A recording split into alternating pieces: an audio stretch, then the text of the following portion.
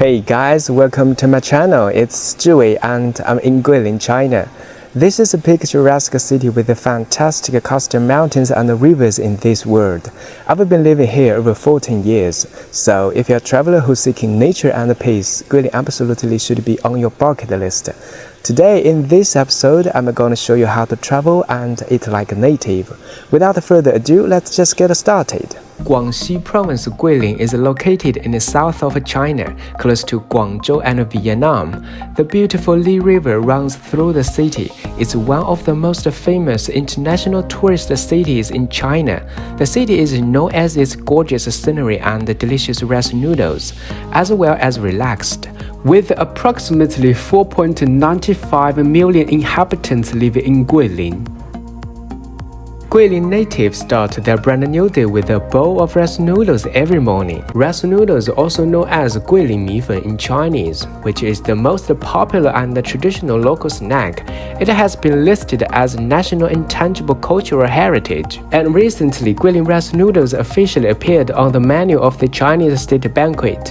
So if you come to Guilin, you'll be aware of the rice noodles shops everywhere in this city. Locals did come up with the list of the top 10 most popular rice noodles shops, and I will post them below this video just for reference. Here we are at our first stop, one of the most popular rice noodles shops, which is called Laoren Mi Fen.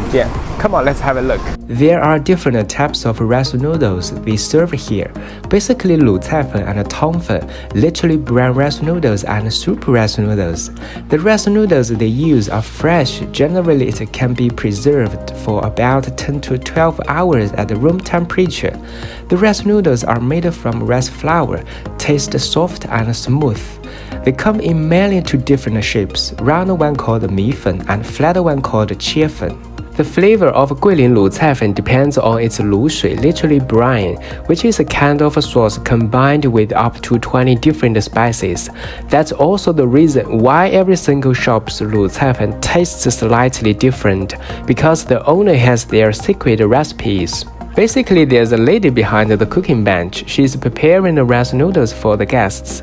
The first step is putting the rice noodles into boiled water 5 seconds to make sure completely separated. Then chopping some pieces of pork and beef. These are my favorite because it looks appetizing. Basically, they serve braised beef, deep-fried pork, and Chinese sausage. Then adding deep-fried soybeans, oil, and brine. The last step is our job to add some toppings, like these sour long beans, sour Chinese radishes, sour bamboo shoots, green onions, as well as coriander and chili sauce. And now we have this classical Lu Cai Fen. It costs 5 yuan. We gotta stir and mix all these ingredients thoroughly before we chow down. I extremely love this deep fried pork because it tastes quite good with that crispy skin outside and tender inside. The crunching texture just amazing.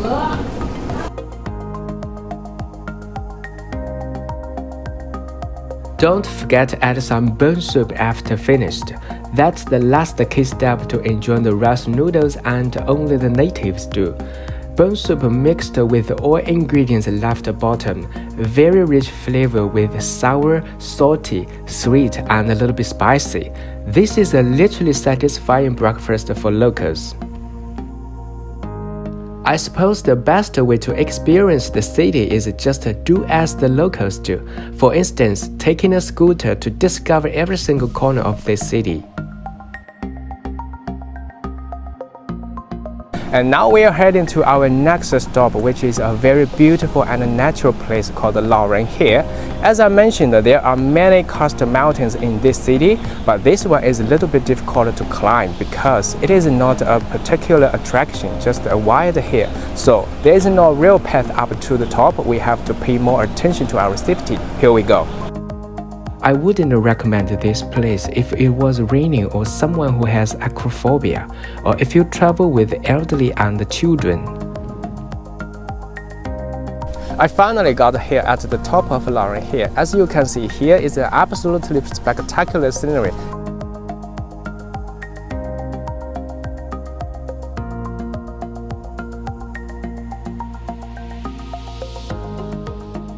Now it's time for lunch. Let's get started our next food adventure. Let's see what are we going to eat.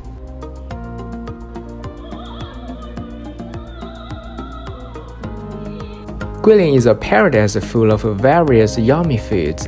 In addition to rice noodles, Guilin natives also love to drink oil tea, literally youcha in Chinese, a kind of ethnic minority delicacy, which is originating in Gongcheng country, where it's about 140 kilometers away from Guilin.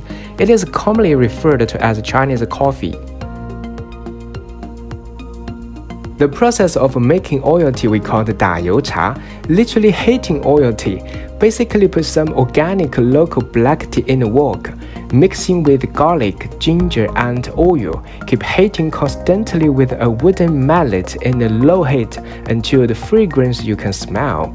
Pouring some boiled water and stirring, filtering out all the solid ingredients by sieve, then you will get this traditional oil tea.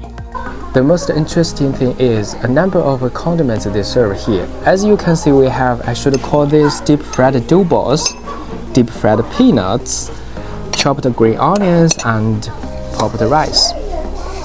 All we need to do is to add these condiments into oil tea. The smell is very good and the taste is quite distinctive, slightly bitter at the beginning, a little bit salty mixed with the flavor of ginger and green onion, crispy and crunchy deep fried dough balls, and a little bit sticky popped rice. According to the traditional Chinese medicine, oil tea is really good for our internal organs, helps us stay active and healthy, especially when we are living in Guilin with such humid climate. And also we ordered several signature dishes of this restaurant. Here we have sour lotus stem fried beef, boiled pancakes, and this one is marinated pig's feet with a tea flavor. Now we are heading to the city center. It only took a few minutes to walk down from the oil tea restaurant to the central. You will find there are many fancy shops, bars, shopping malls, and some Chinese traditional buildings on the walking street. Walking down the most beautiful Binjiang Avenue along the Li River, it was so lush and green with osmanthus trees everywhere. By the way, the name of this city Guilin was actually inspired by the osmanthus trees. Guilin literally translates to the forest of osmanthus. Every year in mid-October, it's osmanthus blooming season, and the city was filled with sweet scent. That's the most fascinating season for travel. The climate was just pleasant. And now we are at the central landmark called Two Rivers and Four Lakes. It refers to the urban water system, which consists of two rivers and four lakes. This water system was formed since Northern Song Dynasty.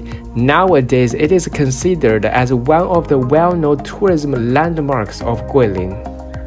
This park is totally free for public, and you can have a stroll along the river, which is an incredible experience here, especially during the evening when all the colorful lights are switched on.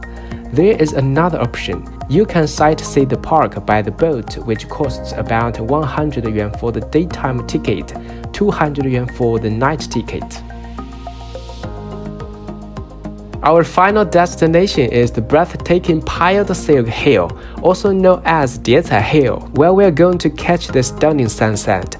This landmark is not only a representative of Guilin's natural beauty, but also carries cultural importance due to its historical sites. Visitors have the opportunity to explore the picturesque surroundings and may encounter the stone inscription on the cliff.